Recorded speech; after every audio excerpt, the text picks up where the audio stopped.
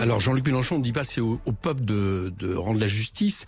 Il parle du cas précis de la destitution. Et effectivement, nous, on est pour des référendums révocatoires. Mais vous remarquerez que Jean-Luc Mélenchon fait d'abord référence au communiqué que nous avons produit. Dans ce communiqué, nous avons rappelé la gravité des faits. Quand vous dites nous, c'est la France Insoumise au nom du parti. Voilà. La gravité des faits. En 11 ans, 4,1 millions d'euros détournés pour cette personne qui, manifestement...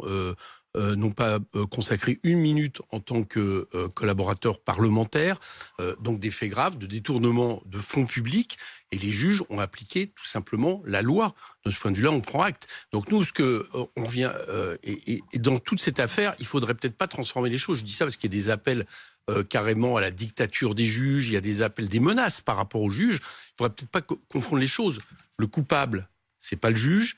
Et la victime, c'est pas le Rassemblement national en l'espèce, d'accord? Donc remettons les choses d'équerre. Après, il y a la question.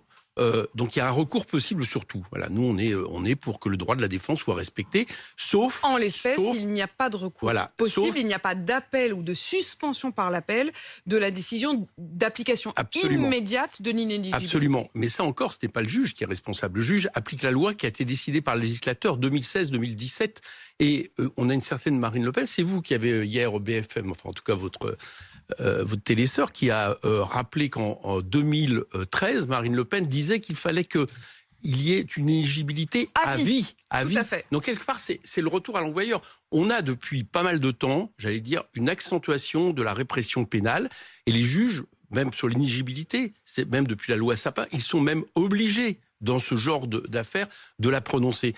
Donc ceux qui doivent s'interroger aujourd'hui, c'est ceux qui pratiquent cette surenchère. Et le Rassemblement national, vous l'avez constaté, à l'époque où il disait « nous sommes main propre, tête haute », tout le monde pique de l'argent dans les caisses, sauf nous, etc., n'a pas été en reste. Donc c'est eux qui doivent s'interroger, pas les juges, c'est les législateurs.